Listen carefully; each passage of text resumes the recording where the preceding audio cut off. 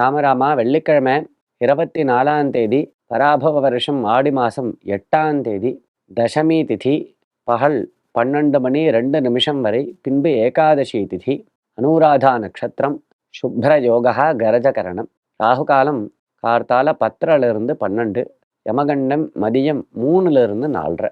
சயன ஏகாதசியின் சிறப்புகள் என்ன? ஷட ஏகாதசி பகவான் பள்ளி கொள்ளக்கூடியதான ஏகாதசி. பொதுவாக எல்லா ஏகாதசியுமே விசேஷம். ஒவ்வொரு ஏகாதசிக்கு விசேஷமான பெருமைகளை புராணங்கள் சொல்கிறது. பீம ஏகாதசி, வைகுண்ட ஏகாதசி, பரிவர்த்தன ஏகாதசி, சயன ஏகாதசி, இப்படி ஒவ்வொன்றுத்துக்கும் ஒவ்வொரு விசேஷங்களை சொல்கிறது. அதில் புராணங்களில் ஒவ்வொன்றுத்துக்கும் ஒரு கதை இருக்குது. அப்படி இந்த ஏகாதசியும் ஒரு பெரிய புண்ணியகாலம், மகா புண்ணியகாலம். பகவான் நாராயணனை ஆராதனை பண்ணணும்.